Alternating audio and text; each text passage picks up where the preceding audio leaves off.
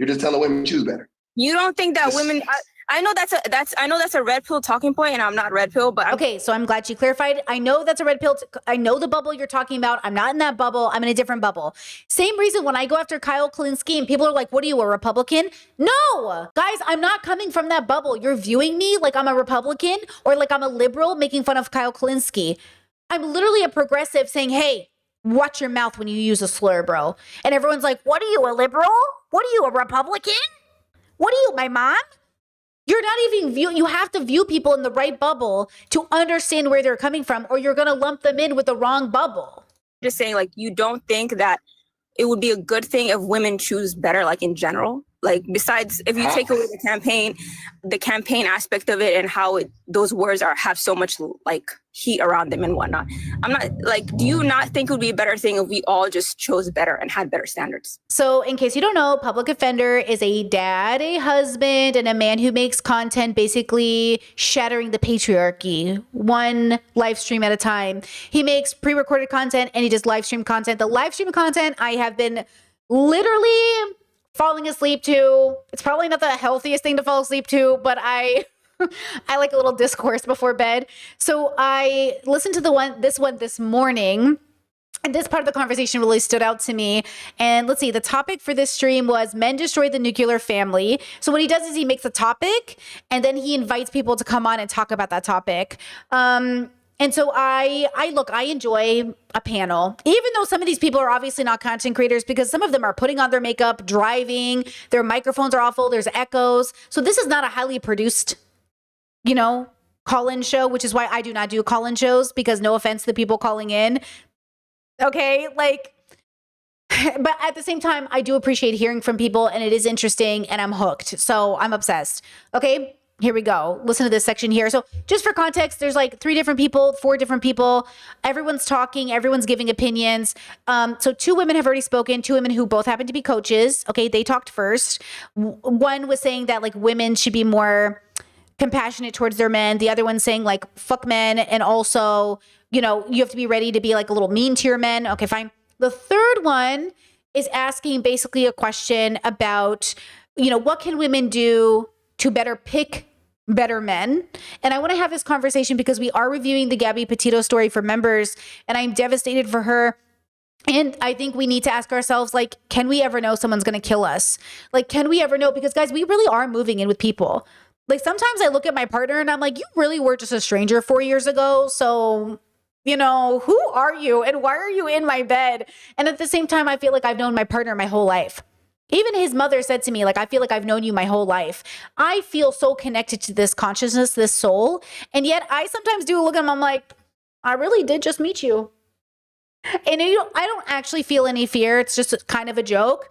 But it also is like a weird thing that we do as people. We really meet people and then we marry them and then we make babies with them. Okay? It doesn't matter the gender. We really just are meeting people, U-Haul lesbianing them all the way to our apartment. And then we're just doing this thing, okay? What can we do to discern and to have wisdom when picking partners based off their character? Well, knowing no matter how perfect they are, 10 years in, 5 years in, they could always have a change of heart and be a different person and kill you. What does this mean for us? Okay, here's the video. I have too much to say or too much to add. I just wanted to kind of say something that might be a little bit unpopular, but I do think it's important that people take responsibility for their decisions because that's the only way that things are actually going to change. Like if more women, I know that it would be true for me in my life, if more women just left at the first sign of someone being not right for them, they would avoid so much more pain. So I do agree with Kiki a little bit in that self-responsibility is important and accountability. What if a woman is great? What would you say to her? What accountability should she take in that situation? Obviously that's his fault. That's not the type of situation I'm talking about. I'm talking about more like you get signs. I feel like women, we have intuition. We know emotionally, like we can tell. No, I know. Hold on, listen to what I'm saying, Fif. You had a sign. he was very persistent. He didn't take no for an answer, but you agreed to go out to dinner with him. You know what I'm saying? He ended up graping you. What should you take accountability for that? There were signs. No, I'm not saying. I mean, the thing is, I want to say you should take accountability because actually that's just similar to something that has happened to me. But it's not that you should take accountability. Is that I think women need to be more aware. What did you do? What did you do wrong in that situation? I didn't do anything wrong. I didn't do anything Exactly. wrong. But exactly. Yeah. Exactly. That's the point. So telling women or anybody that is done wrong by another person that they need to take accountability for the wrong. Hold on, ma'am. Okay. Trying to tell people to take accountability for the actions of other people in every scenario is wrong, just so you know. In grape, it's wrong. In relationships, it's wrong. At work, it's wrong. That doesn't make sense. That's not the thing that's going to make us move forward. Okay, pause.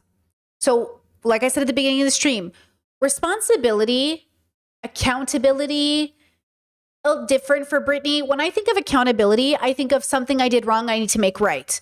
So victims don't need to take accountability. Responsibility exists before and after an event. In your life, you must hold responsibility and therefore show up within your values and therefore your morals and ethics. Values are the foundation in which you build your morals, your right and wrongs, right? And this allows you to have a better relationship with everything inside yourself and outside yourself. When Brittany was toxic and more unhealthy, I had a concept of responsibility, but I wasn't really an adult in the way. I was living on my own. I had my own apartment. I was like paying bills, all that stuff, but I wasn't really like, I was also like, partying every night and fucking around and kind of, not being responsible in the way that I think we're talking about, which is a little bit of discernment and wisdom. When I got healthy and I went to therapy and I did philosophical work, it was much easier for me to discern who was safe and who wasn't, and also how to stop being the person who was constantly in these irresponsible positions. Now, with that said, okay, I agree with Offender that with Pub, that we don't want in any context victim blaming to occur. We want to ask ourselves, which I think is what the caller is meaning to ask, but it's hard to have the conversation, is what can we do to better equip ourselves to build better relationships with community and with people in our life, right? Like, what can we do to, see the scam or see the perpetrator or see the, example, I think it would be pretty obnoxiously ignorant to see somebody with a swastika and be then surprised they're a white nationalist, right? I feel like that's pretty obvious, right? Okay, you have swastika, white nationalist, easy. And I feel like sometimes we think it's that easy when we're dating, but we forget that predators don't wear swastikas. But yet, what about the women who date men with swastikas, literal and figuratively? What in their life is allowing them to see the red flag with rose-colored glasses, right? What do they say? When you have rose-colored glasses, all flags look, the same, right? So what can we do for ourselves that tells us now? Also, why does society continue to fail us and to continue to doubt us when we say, we were in a toxic relationship? Emaru came out with her story about Miskiff, and half the internet that were misogynistic said, so what did he do to her exactly? So he didn't do anything. He was just kind of mean. That would have been Emaru couldn't leave at the first sign because people would have made fun of her for it. Then she would have doubted herself. And then y'all would have said she abandoned her man before she had a chance to really help him.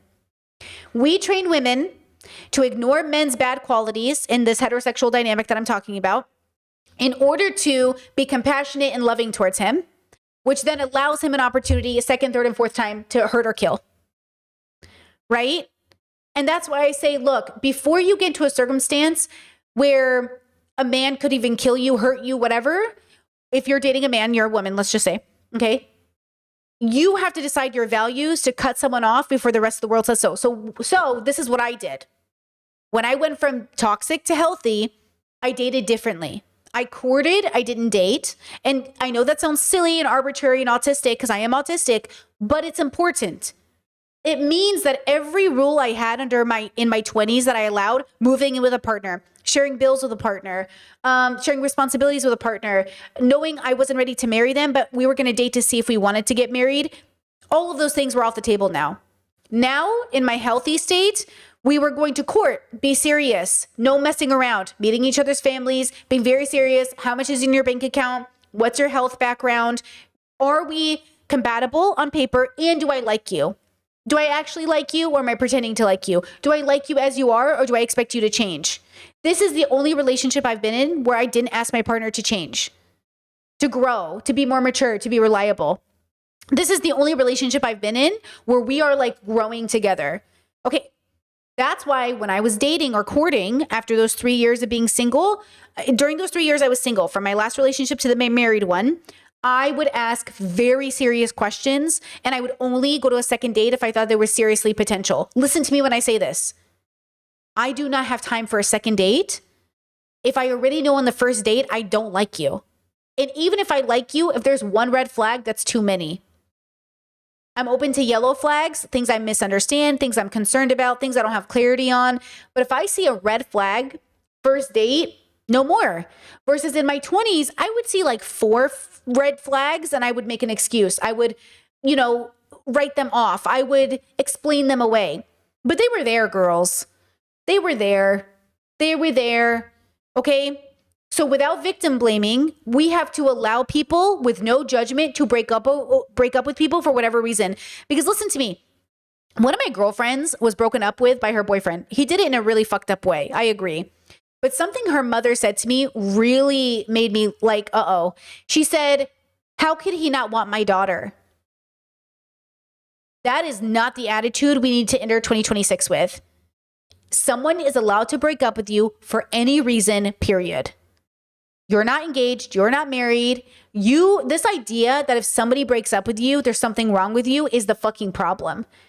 Women stay, men stay in toxic relationships because they think their self-worth is tied to being partnered. Your self-worth is not tied to being partnered. And this idea that he can't break up with you because you're a great person, what does that have to do with anything? This idea that you can't break up with him because he's a great guy who's so nice, what does that have to do with anything? Okay?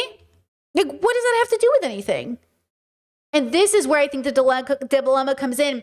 How can I even begin to discern a bad person or a not good person for me if I can't at the first issue say no? Because people always say, oh, marriage is so hard. You guys want to bail the moment it gets hard. My marriage is not hard.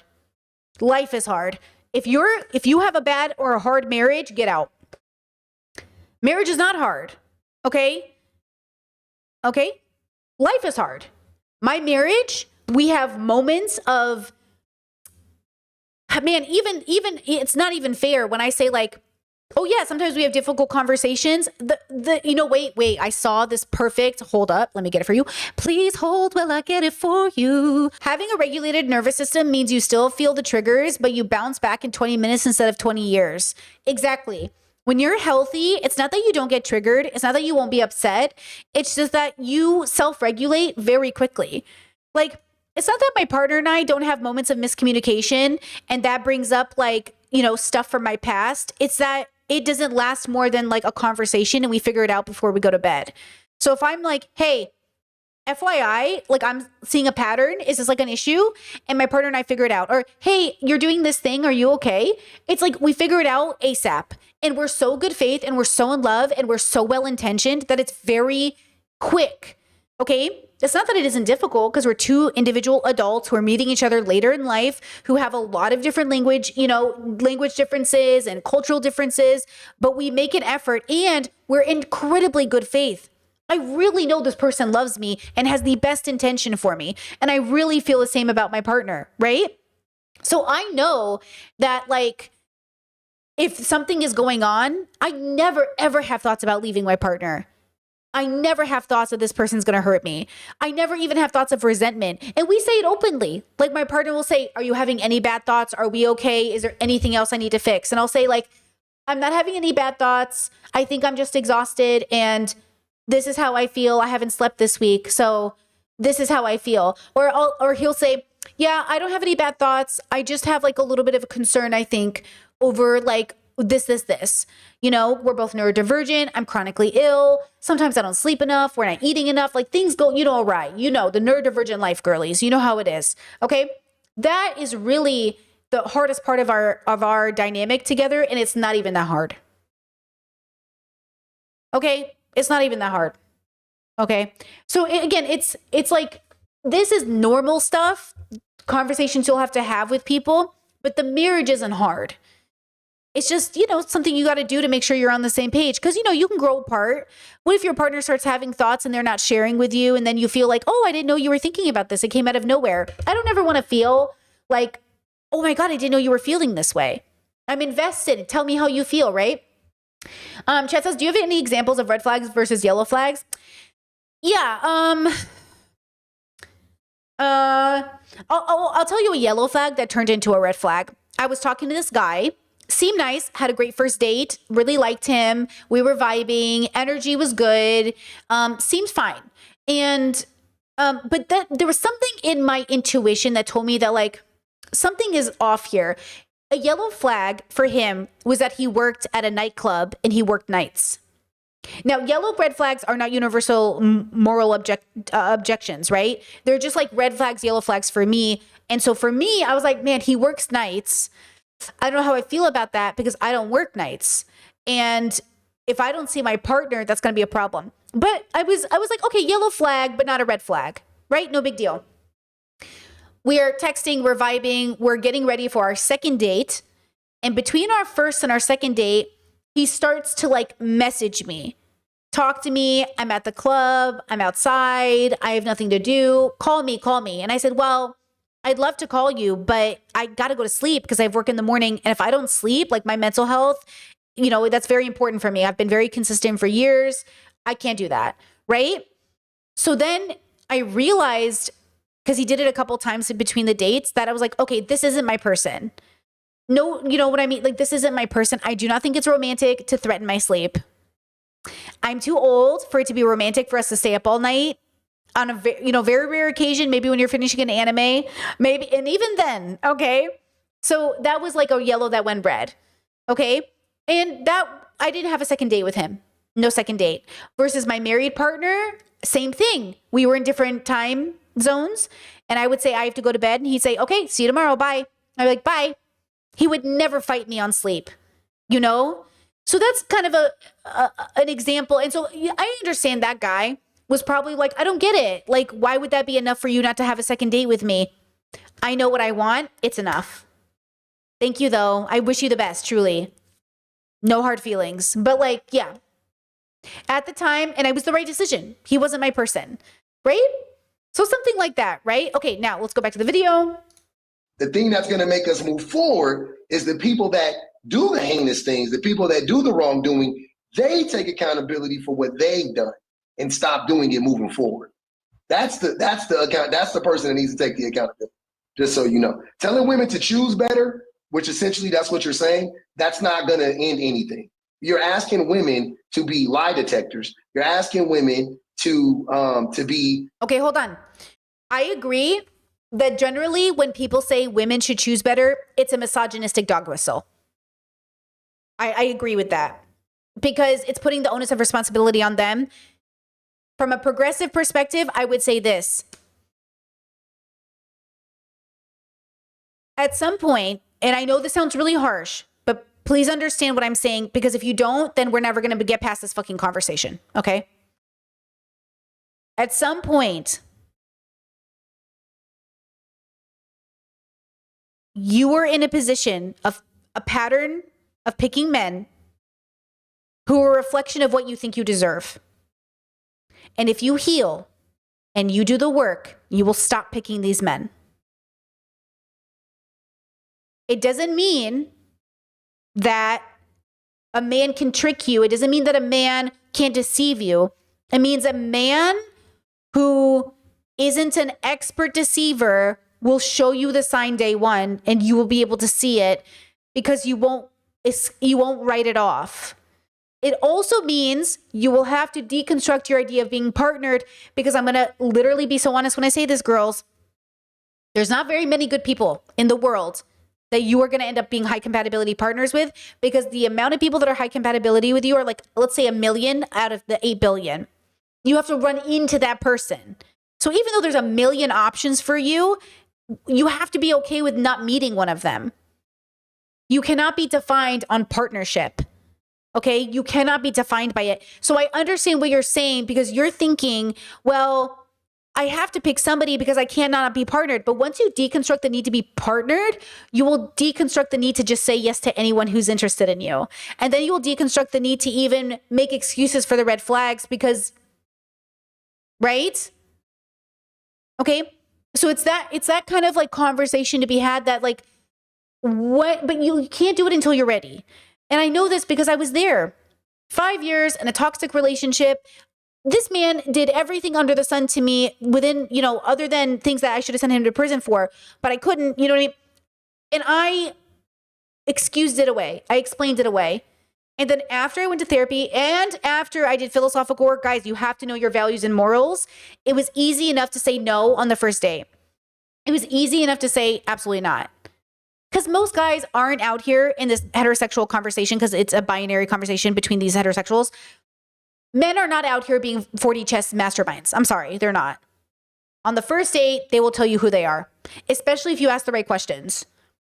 So, do you watch YouTube? I love YouTube. Yeah, I love YouTube. Oh my God, do you know Fresh and Fit?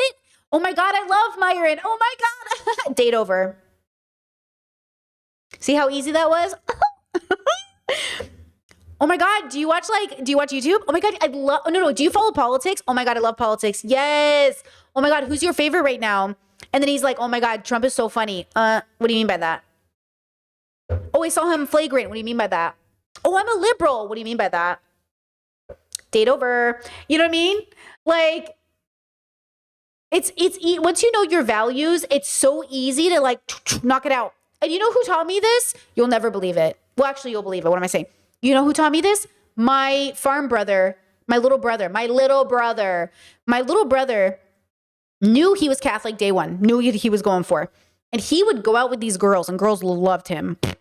And I don't need an excuse to stroke his ego. But like, girls liked him, okay? And he'd be like, no.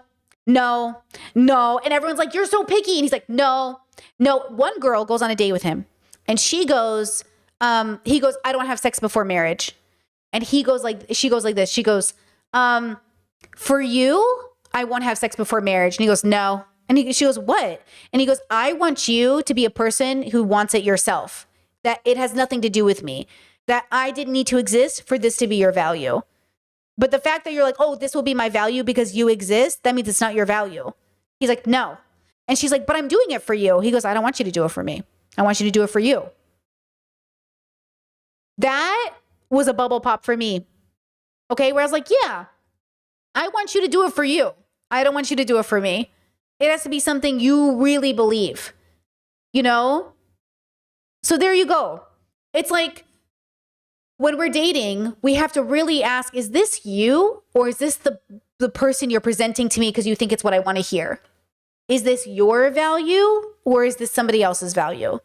And that aside, women can be tricked, scammed, men can lie, men can rape, men can kill you. But if on date one, okay, you look at a person, do you remember the conversation we had about coffee dates? Okay, the reason in my bubble I grew up saying coffee dates were good dates is because if it was a fancy dinner date, the man was more likely to be manipulative and kill you. It's an exaggeration, but kind of. In my bubble growing up, because I grew up in Orange County, people had a pretty good amount of money. In general, if a man takes you out on a fancy date, it's probably a sign he like wants to buy you with his money. But if a man takes you to a cute cafe in the Orange Circle, then he's like cultured and he knows the cool local spots and he supports a mom and pop shop, which could be performative, PS.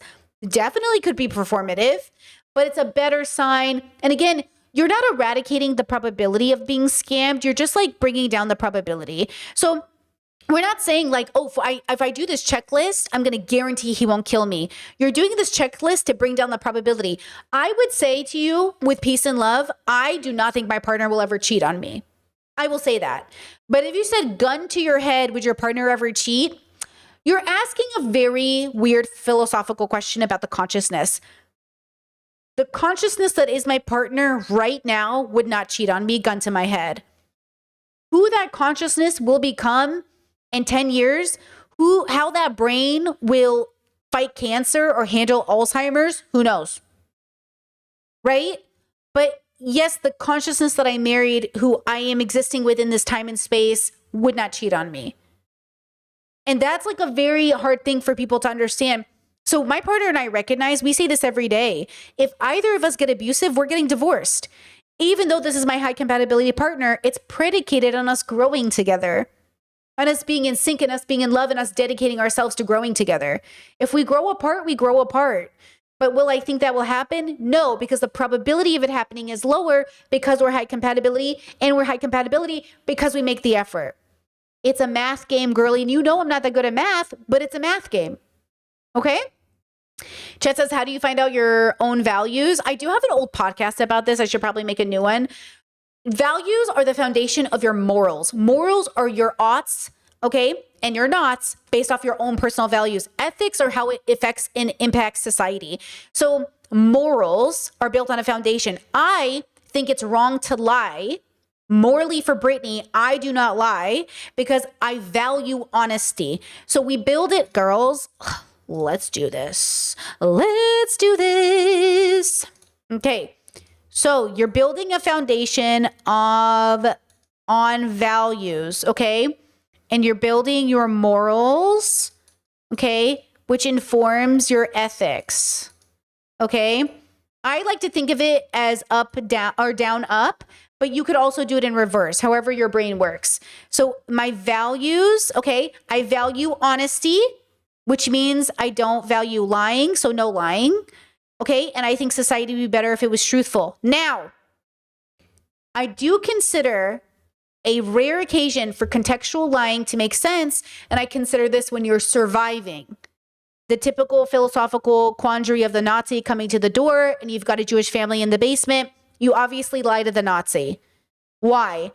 Because my value of dignifying human life and not believing in prejudice or a bigotry based off discrimination for how you're born, like none of that based off how you're born, informs my morals that lying would make sense because it's ethically better for my community that this Jewish family survive. Okay? So in that moment, I would make sure that my values also value human life. Okay? So this is why I don't believe in objective morality. I believe in, like, you know, the context can make or break things. And I understand philosophers have talked about this forever. It's all dependent, but I need to make sure, you know, it's not loosey-goosey. It's not like relativism. It's not loosey-goosey. It's very much predicated on which value comes before the other and which one is not throwing and coming at the expense of. Okay? How do I protect the community but not the expense of? And this is really difficult, by the way. It's really, really hard. Okay? So Chet says, if one of my values is creativity, how is that based on morals? So you could say, okay, here's an example, actually. I believe in creativity, which means I value expression, which means I think it is morally good for my kids to draw, paint their hair, wear dresses, make costumes. And I think it makes for a better society to be free and expressive because creativity makes art, and art is a beautiful thing that brings people together, and it makes society a better place to live. Okay? It's connected to expression and identity, and it's you know, it's such a community building thing. So creativity is a beautiful value. I hold that value. And I you know, so you're building, right? Just says, can we have damaging values? It depends. I think some people do value things that are unhealthy and bad for them, which is why in order to have a philosophical understanding, a clear philosophical understanding of yourself, you have to be honest with why you value things. So let's say somebody says, I value violence because it's a form of protection. Let's talk about that. Why do you value violence? Okay. I could see in a survival situation, valuing your ability to commit violence in order to survive. I'm able to kill an animal, not me, Brittany, but like if I'm able to kill an animal by being violent, obviously, in order to feed myself, maybe you would value violence in that context, right? Because we live in a more privileged world where violence is less needed, I value violence less because my morals dictate a harm reduction philosophy that then says the world would be better served by reducing harm. And the best way for me to reduce harm is to mitigate the violence. So the question is like, what's the context and why does it make sense? That's why I believe in certain forms of violence, right? I do believe in terminating life for a very specific reason, one way or another. Like, I think there's plenty of philosophically good, sound reasons to terminate a life. I just think it's very much based off the circumstance. Why am I plant-based? I'm plant-based because for where I am in life right now, it's accessible, it's easy, and it coincides with my values to harm reduce. And it just makes sense for how I think society is better served, right? It's good for the planet, it's good for the animals, it's good for people, it's good for everybody. So why not? Right? Why not? Last night I was walking to the grocery store and I told my partner I miss eating dead animals. I do miss it. Yeah, I miss it. I think that's really honest of me to say that I miss it. But I can't justify it. And as long as I can't justify it, I don't do it. That's kind of my belief. If I can't justify it, I don't do it. And the question is, here's the thing. I don't lie to myself. So I don't believe in lying, right? I value honesty. I'm not going to lie to myself so I can eat bacon. But plenty of people will lie to themselves to do it. That's how they end up committing like heinous crimes against people, because they find a way to justify it and then they do it. But I'm not going to lie to myself. And I think a lot of people are lying to themselves to justify why they're doing what they're doing. And that's why I say you are the greatest deceiver to the self. You are no one can lie to you better than you. So don't lie to yourself. Be honest. What do I want? Who am I? What do I really think about people? And is that honest? You ever go through like an edgy stage and you're like, oh, I really hate people. Fuck people. I hope the whole planet dies. Do you really believe that, girl? Or are you just like, are you going through it right now? Do you really believe that? Because if you really believe that, we got to talk about it. But if you're trying to express an emotion that says like, I'm exhausted at the injustice that the world is suffering and I wish 9-year-old babies weren't having babies, then like I feel you. But do you really mean that? Do you really want to like kill everybody on the planet? Okay, so like, ask yourself, like, am I expressing an emotion that feels and is connected to something, but also, right? Okay, let's go back to the video.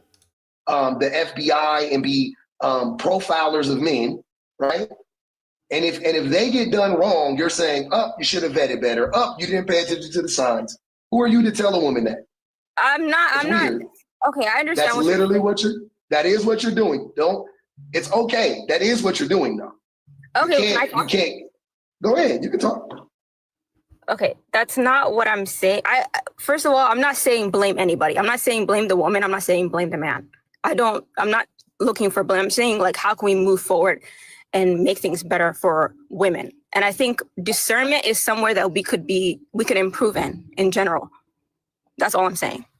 I'm not saying that. Yeah. I heard what you said. You're not saying anything different. It's the same thing. You're just saying it a different way. You're literally. She could be. I don't know if I'm being too good faith. I think she's trying to say what I just explained, but I think he's so used to, and he could be right because he does this for a living. Sometimes we're used to people saying what they say. I don't know if she's there yet. I don't know if I explained it to her the way I explained it to her, if she would actually get it or if she would fight me on it. Now, if I explained it to her and she fought me, then he's right in his assessment of her. She's not ready. But she might actually be saying what I'm saying, and then I would say that he's probably just lumping her into the category of person that actually isn't ready and still wants to victim blame women. Right? Chad says, why is he putting words in her mouth? I don't think he's doing it maliciously. I think he's doing it because in the same way that I do it when I talk to people, it's like, hey, I know this pattern. I've had this conversation 1,000 times. You're not saying anything different. You got to tell me why. I think that's what he's doing. I don't think he means to speak for her. He's literally infamously known for letting women speak. That's kind of like his brand. So I respect like offenders like shtick, but also I think in this what instance it did stand out to me as maybe he's misunderstanding her but I might be giving her too much credit as well, which I tend to do with everybody. So I think the question is, if I explained it to her, would she agree? Like, yes, that's what I'm saying. I'm like, okay, great. Let's talk about it. And I think she might be. I'm almost 83% sure that I'm correct in reading her and he is wrong. But I think he's not wrong because he means to like not listen to her. I think he literally is just miscategorizing her, which is why, okay, it is so important to categorize people correctly. Because if you miscategorize people, you'll treat them differently because you have biases and prejudice. We have biases, guys. And so if he's lumping her into a specific group, then he's going to judge her that way. You know what I mean? Telling women to choose better. That's what you're, not literally, but like in another way. You're just telling women to choose better. You don't think that women? I know that's a red pill talking point, and I'm not red pill, but Okay, so I'm glad she clarified. I know that's a red pill. I know the bubble you're talking about. I'm not in that bubble. I'm in a different bubble. Same reason when I go after Kyle Kulinski and people are like, what are you, a Republican? No!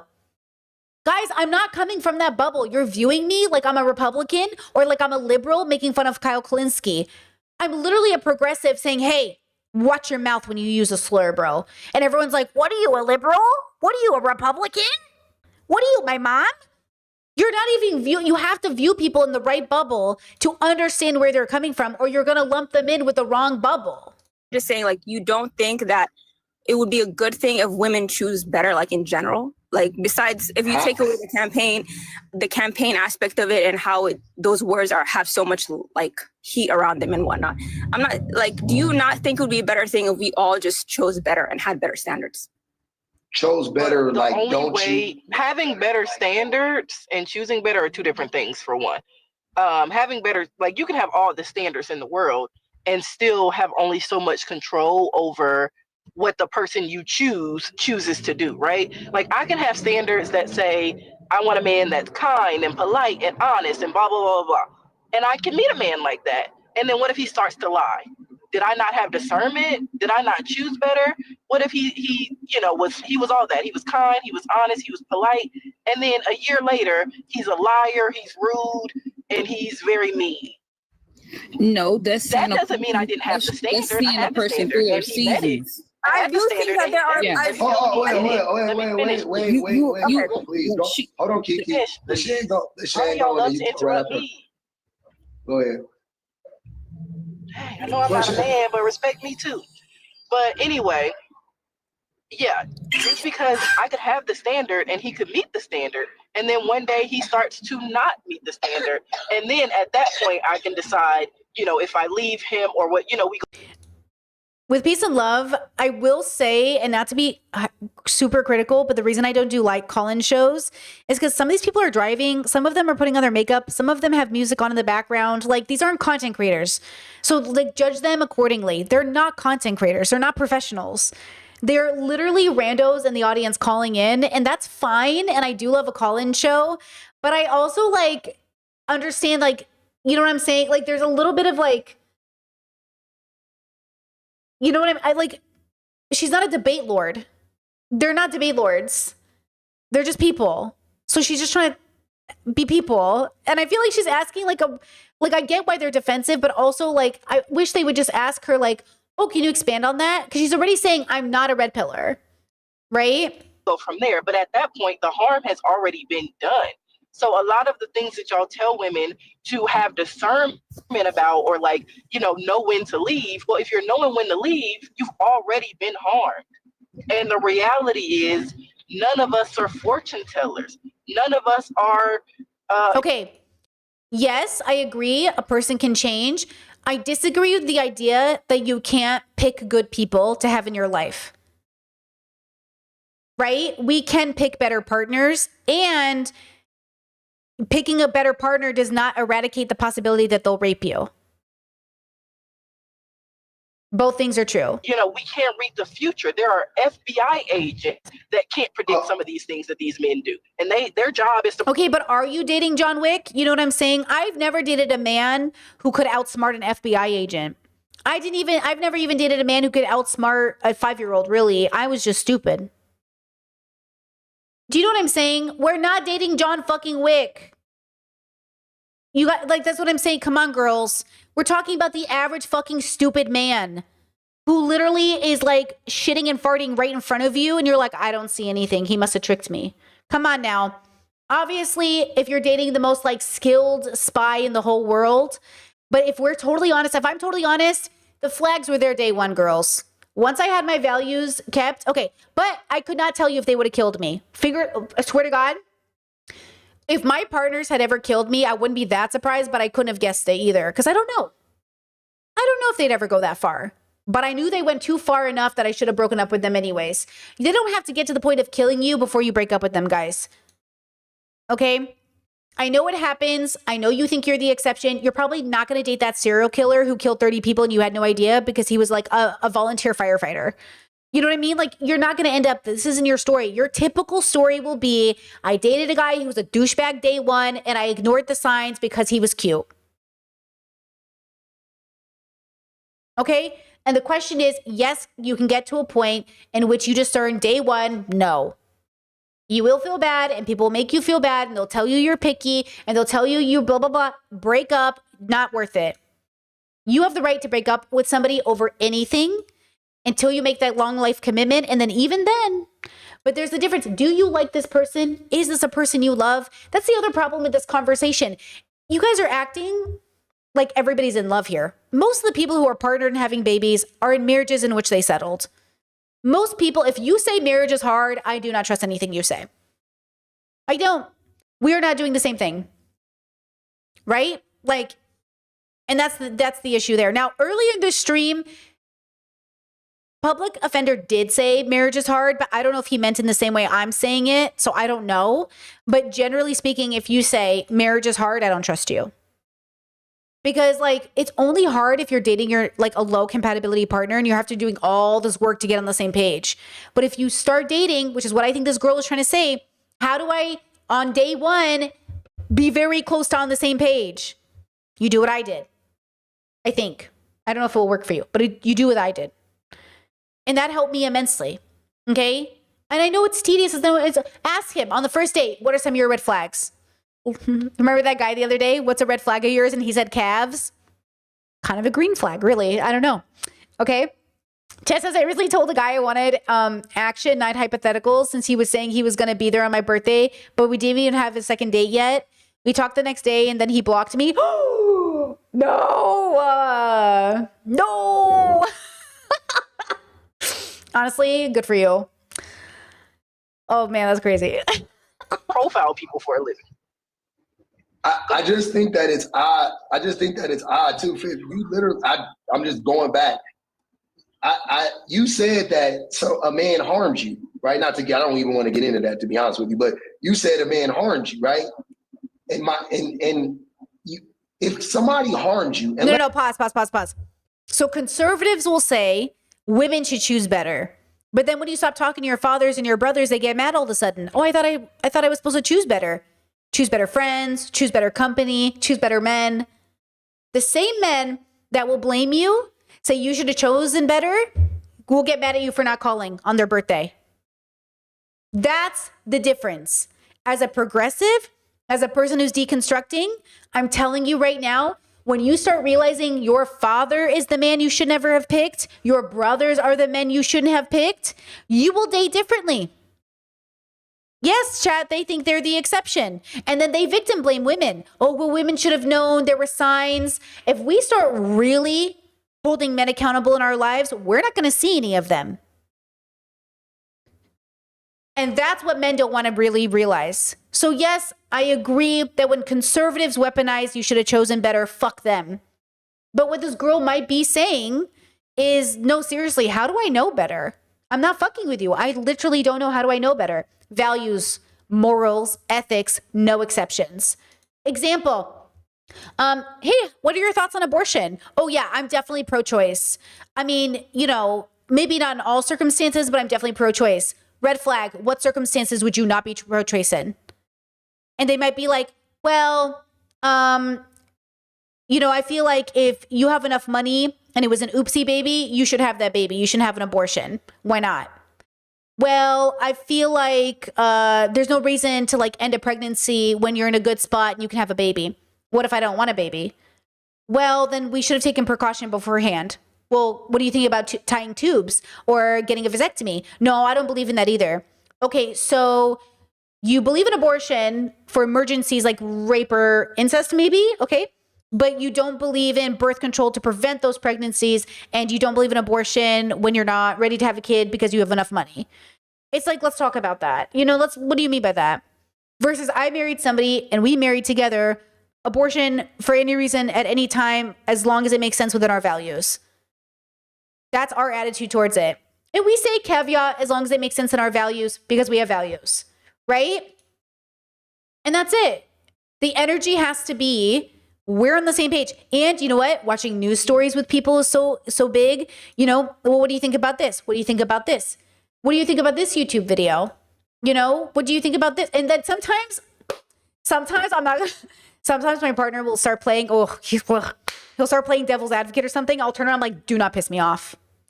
Do not piss me off. And then like, it's like because I'm like, stop it. I need the reassurance that I married the person I think I married. Give me your real opinion. And then he's just like, okay. And I was like, okay, thank you. Now you can pretend. Go ahead, pretend. Be your little edgelord. Go ahead. And then I'm annoyed, you know? And a big part of it is because we do like to have discussions, but because we agree all the time, it can feel like, you know, but like, okay, yes, he's trolling me. Yes, he is trolling me. He literally knows it pisses me off. In a cute way, though. This is as close to fighting as we get. I'm like, don't piss me off. Okay? And it's fun. It's like, it is fun. The banter is fun. So you have to make sure, but if you pause, make sure, listen, make sure it is fun.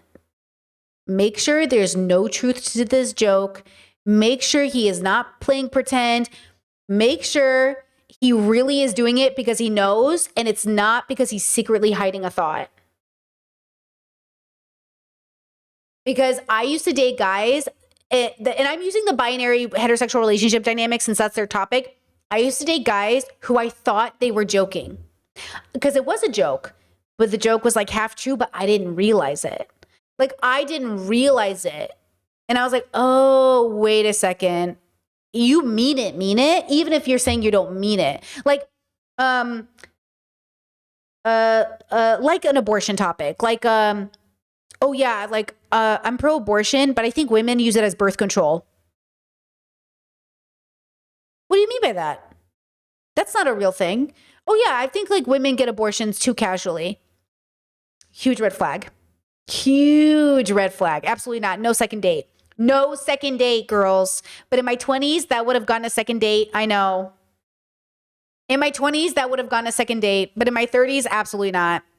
Absolutely not. Unless he literally just ran up to you on the street and you know what I'm saying, like that. But if it was a man, which I'm guessing it was a man that was close to you, the point there was nothing you could have done to stop that. And that's the same logic that applies in relationships. That's what we're saying. It doesn't change because it's in a relationship. You cannot vet a person because the way that you guys look at vetting, right? I've said this once and I'll say it again. The way that people use the concept of vetting in these conversations is a sum zero game. So you look at vetting like if a woman is with a man and the man harms her, then that means she didn't vet him. Yeah. Okay, then he's about to say what I was saying earlier, right? Where people in these maybe she doesn't mean it, which we'll see in a second, but he's saying what I said before, which is like he's used to talking to people that say, if you did your job, he wouldn't have hurt you, which is not how it works. Because if that was true, why do fathers spank their children? In what reality should a grown woman know that her partner won't hit her when she marries a man who will hit her kids and call it discipline? Right? So we have to deconstruct so much of how we validate violence towards people who we care for. Somebody you made, okay? And like, you know what I'm saying? So he is putting her in that category of that particular kind of person. Let's see if she says, oh, I'm not like that though. I'm not that person. So let's see. That's what I'm saying. Or she didn't vet him good enough or whatever the case may be. That's what it is. Instead of looking at it like, oh no, she did everything she possibly could, but he's still a liar and he's still a manipulator and he's still an abuser, right? Like that should always be the go-to. The go-to should always be, oh, he still did, you know what I'm saying? Like he was the one that caused the problems and the issues and did the harm. So let's focus on that as opposed to it being like. You know why too? Can I just say something? The reason a lot of us want it to be on us is because it feels like at least I have a say in stuff. Because how scary is that to tell kids, oh, you have no way to guarantee it? Good luck, girl. You're going to marry a guy and you don't know if he's going to kill you. Have fun getting married. Woo! You know, it sounds like really bad. So are you saying there's no way for me to pick a good person? And that's what it can sound like, right? That's what it can sound. And then at that point, you're like, why would I get married if there's not a way for me to discern that he's not going to kill me? You know what I mean? So yeah, like, though we can never, you know what I mean? Like, I can never guarantee that my partner won't kill me on accident, let alone on purpose, right? In the same way, I can't guarantee that when they leave the house to go do stuff, a bus won't hit them. I don't know. Okay, what if I wake up and I just got hit with the worst dementia ever out of the blue, and I think I'm in a stranger's house, and I kill my partner because I think he's a home invader? Right? I don't know. But I know that shit will happen, and I have to, account for that reality, because I don't know. But I will tell you this, as long as I am of sound mind, as long as I have my faculties around me, it is not within my character to do these things. People do not change overnight. There will be signs, there will be patterns of behavior.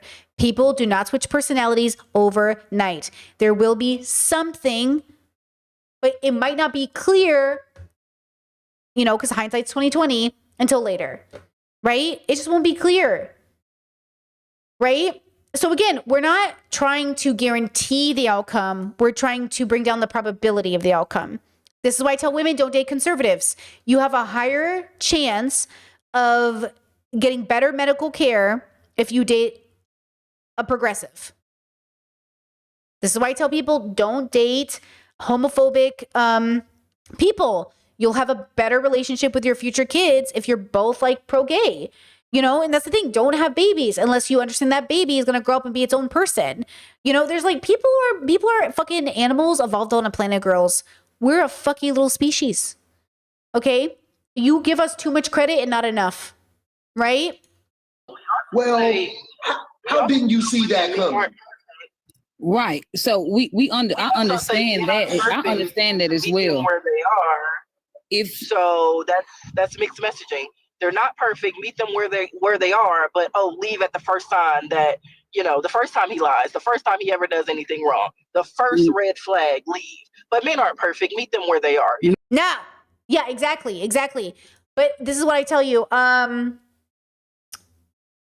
That's okay. I asked a story about Gabby Petito. I said, how badly did her bubble fail her that this man slapped her and she stayed with him? And then I asked myself the same question. How fucked up am I in my life that I stayed with a man who chronically lied to me? Probably, guys, I think I was lied to. Like, if I put it on the hand of how many times this man lied to me and I caught him, I mean, it's so embarrassing. I think it was maybe embarrassing because for not in a judgy way. It was probably like, I could be exaggerating, but maybe like over 100 times at least, over 5 years. Like, you know what I mean? And it's like, why did I put up with that? And I think a big part of it is because you think they're lying because they didn't go to therapy or they had unhealed trauma or they were embarrassed. And it was because I was also holding back stuff, right? Like as an example, in my dating relationship, if I was upset, if I was like upset and he'd be like, hey, are you okay? I'm like, yeah, I'm fine. He'd be like, okay. And I'm like, yeah, I'm fine. I was not fine. But he was not a safe space for me to be honest.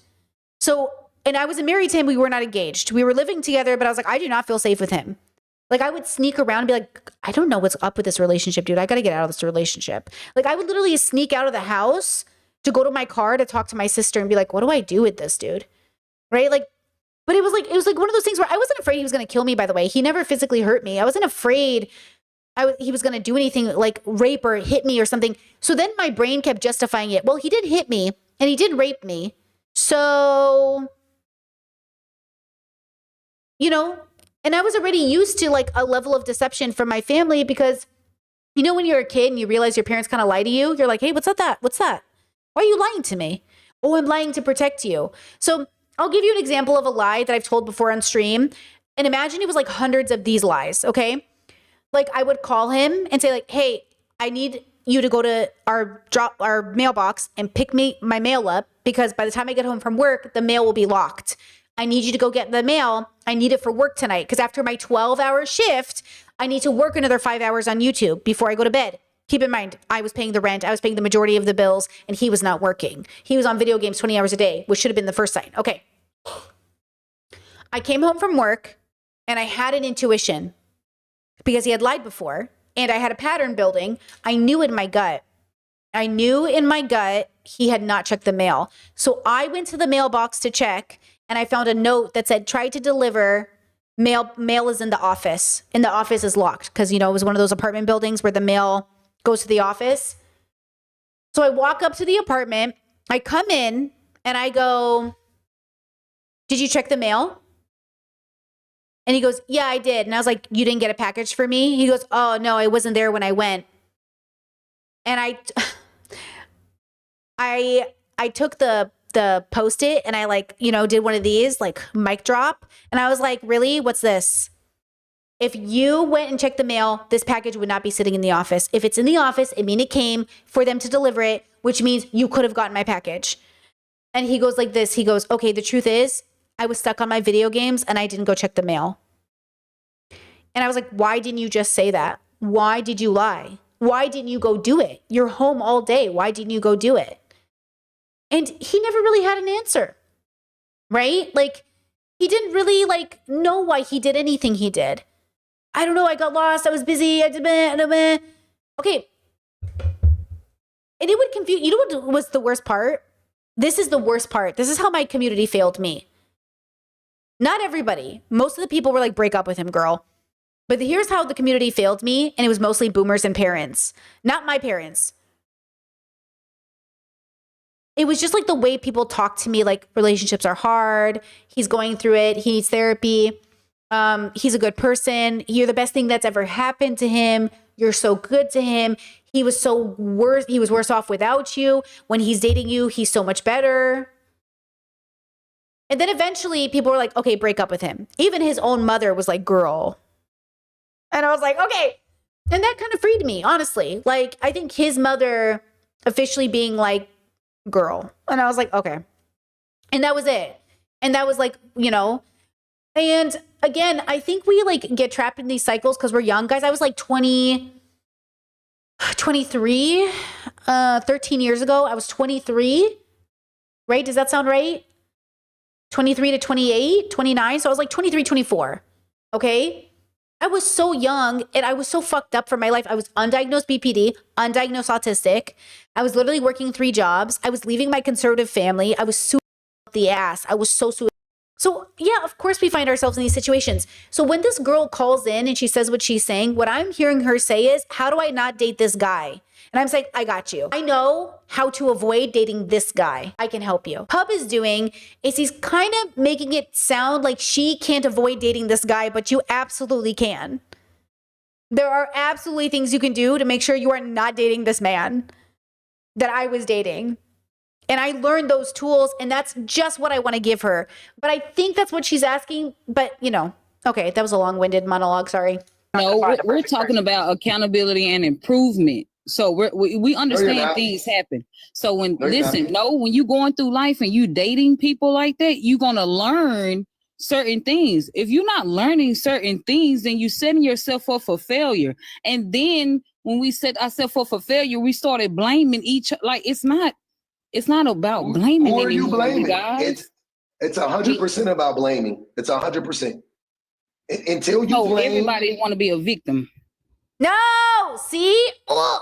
So she sounded good for a second. She was like, well, you'll learn through life. And then he goes, who are you blaming? And she goes, so everybody wants to be a victim. None of these people are having the conversation I'm having, right? They're talking from a very specific perspective.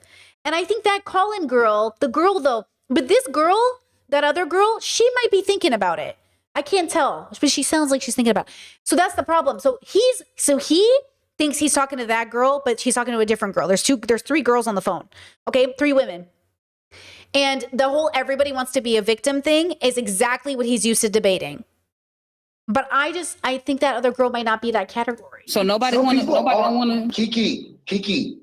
There are victims and there aren't victims. Not everybody is being victimized by each other. That's not how it works. There are victims and there are perpetrators. Right. If I'm a victim, I can acknowledge my victimhood. Right. What are you talking about? So when we are having these hard conversations, sometimes this stuff is going to be hard for people to hear when it's the facts. We're not saying that either person is wrong, you guys. So, because everybody keeps saying, why not? Why not? Why aren't you saying that? Like, what's the point of not saying that? If a man abuses a woman, how is he not wrong? Listen, both of y'all are victims in both ways. Both of y'all are victims in that whole situation. What? No, man. No. Yes, you are. The woman is a victim and the man is a victim as well. Why would the man be a victim if he's abusing her? How that's not true. I'm not talking about the when he brought up the great part. No, I'm not talking about that. I'm talking about when you I'm were not saying, talking about that either. I'm talking about That's totally, everybody know that's totally different. We ain't on that. They're talking about mutual toxicity or mutual abuse or something, which is not a thing. So when we saying in general, if a man wrongs a woman and their relationship ends, how is the man a victim? Yes, he is a victim because of the simple fact that he does not. Men only know like down to earth ass shit. Women, we are for sure. Who is this girl? I think he said her name is Kiki. No. This is weaponized incompetence of men, bro. Like, men are 10 years behind. Somebody on this panel said that too. Like, my mom always said, men are 10 years behind. No. I like how they're 10 years behind women, but apparently are the only ones qualified to be CEOs. Boo. Okay, let me break it down.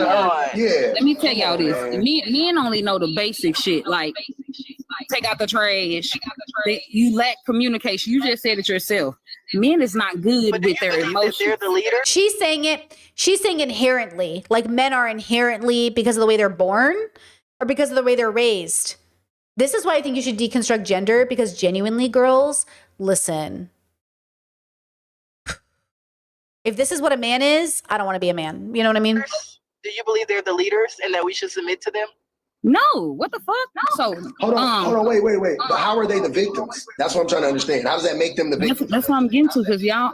She's probably going to say their circumstances and how they're raised or whatever. Sure, we're all victims of patriarchy. We're also perpetrators of patriarchy, and we also uplift systems. Let me land. Okay. Men don't understand their emotional side. If he's not raised with a woman that understands a man and a woman, if he's not raised correctly, then he's not gonna be a man that's gonna handle a woman correctly. Okay, if you're not raised correctly, it is not the job of your partner to then raise you correctly. So though I agree with her, he could be a victim of being badly raised. That is why you stay single and the bloodline ends with you, Habibi. Okay, that's it. If you are badly raised and you do not go seek out the right therapy and philosophical work, it is not then your partner's job to meet you in the middle, which I thought it was mine in my 20s. In my 20s, I thought, well, he got a fucked up childhood. I should be there to help him. And if I could just intervene and get him the right help, he would get better. Wrong. Doesn't work that way. Doesn't work that way for anyone, any gender, any place, by the way, guys. Anyone, anywhere, anyone. No single human being will get better until they want to be, until they need to be. Okay, girls? When you're done, you will heal. But you cannot heal until you're ready. And it is very, very hard. So give yourself time and take a deep breath.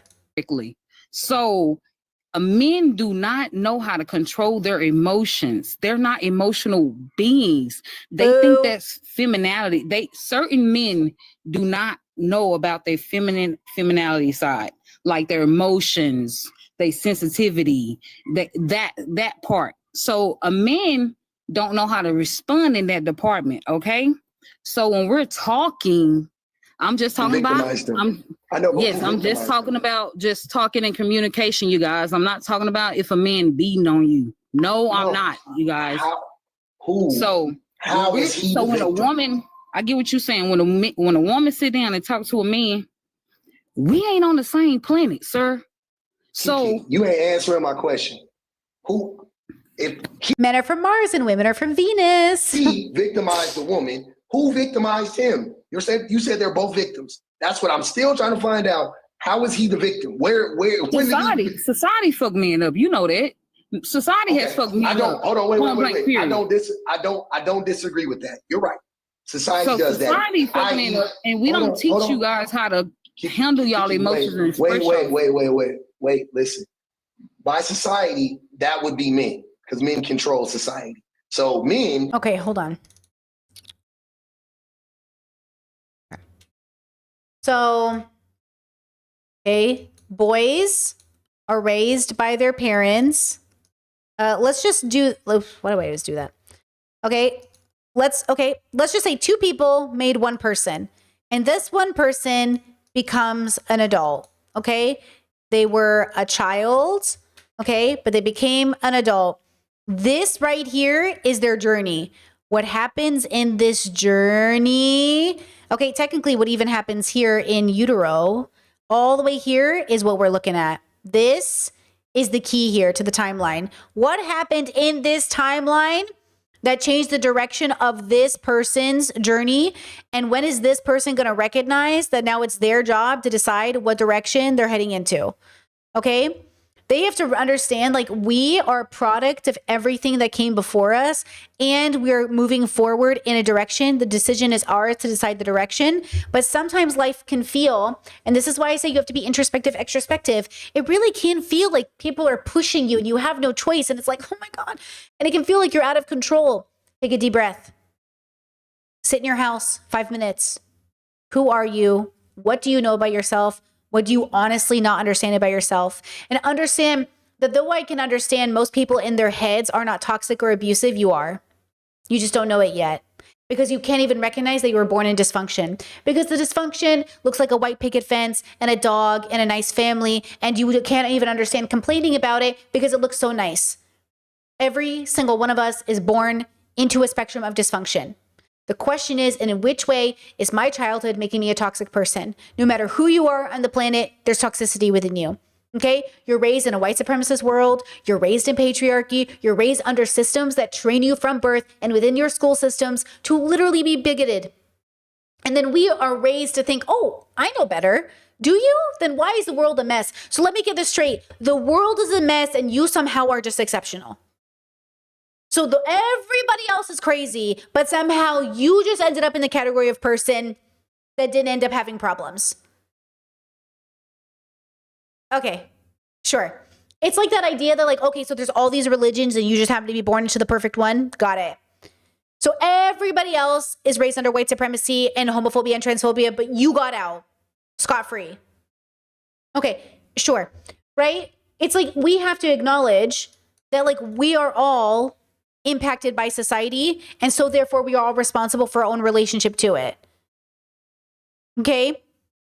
I used to think if you could just get people the right resources and the right data, they would change. Then I learned you have to get people the right resources and the data, even if they won't change. The only difference here is that it won't change what I do in terms of what's right. It will change what I do in terms of what's necessary. So I think I should do the right thing no matter what. I should give people the resources, but then I can walk away. I used to think I'd have to stay and wipe their butts for them, but then I realized like, no, I will give you the resources and I will peace out. It is not my job to educate you. It is my privilege and pleasure, but it is also not my job to make you hear what I'm saying. So if you can't hear me, that's you. That's not me. So I will not go out of my way to make you hear me. You're the only person who can make the decision to hear it. So I'm happy to put out the content. That's why I'm a content creator. I don't have to deal with you one-on-one. I can just put out the content, and when you're ready, you'll hear it. And until then, you're just like everybody else. Because we all, right? Chaz says, I disagree. Your consciousness gives you the illusion, but you didn't choose how your brain operates. You don't control how smart you are. You don't control how you're born. Self-control is complex. I don't believe in free will in the traditional Christian sense. I do believe you're at the mercy of like your biological experience, but I also don't believe in like IQ the same way people do. And I don't believe in like race realism. So I also think there's a lot you can fucking change, right? So I want to make sure that we understand that though there's a limited relationship with our free will, there's still a great depth we can have with it. And that comes through meditation, introspection, extrospection. We understand that like I can't introspect my way out of having like a period, but I can introspect my way out of handling the cramps and mood swings and hormonal changes so I don't stab somebody in the eye. So I agree that there are things we can't introspect past, but there are definitely deeper relationships we can have with our biological experience.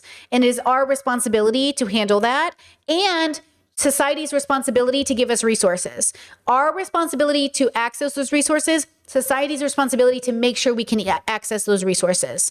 Society owes it to one another. It would benefit all of us if we could get people the resources so we can mitigate harm. We have to do it together, okay? It's not one or the other, it's us together. Fuck men up. I agree. Yeah. I agree with that. Now we're talking interpersonally, right? Now we're talking about in a relationship. Society also fucks women up though. So that's a wash. Now you're in a relationship. That's why I said we both victims. We got to learn how to communicate with one another. We have to learn. If you're in a relationship, first off, people don't even know how to vet to get in a relationship. They looking for something. If they look for unconditional love, it'll be a little bit more simpler. What? What are you talking about? Relationship. I know. What do you mean people don't know how to vet? Like they don't know. See, mostly nowadays people just date for food, a place to stay, cars. Well, not nowadays, always. Human beings for all of time have settled into relationships because of pressure, proximity, whatever else, okay? There is nothing different now. Nothing is different now. This myth that Gen Z is different and Gen Alpha is different and nothing's the same, it is not different. It is the same. I know people want to pretend it's not. It's literally the same. It's all the same. Your mothers who are all divorcing your fathers, the big boomer divorce rate that everyone always complains about, that was because people were settling for food and shelter, pressure from society, being told you weren't good or valuable if you weren't partnered, right? It's not different. It's literally the same. That's why I say, please, if you want a good and healthy relationship, date high compatibility, love the consciousness for who they are. Love them. Love the person for who they are. Be wowed on this big planet, in this big universe. You come across somebody that you really feel like you see and understand, and it's healthy and it's good and it makes your life better and you make their life better. And you decide in partnership together through consent, you'd like to do life together. My partner and I, we're all of the things, guys. We didn't get together because we were high compatible. We got together because we decided to. Make sure you know this, right? I did not choose my partner because he's high compatible. He was high compatible, and then we agreed to choose one another. One comes before the other.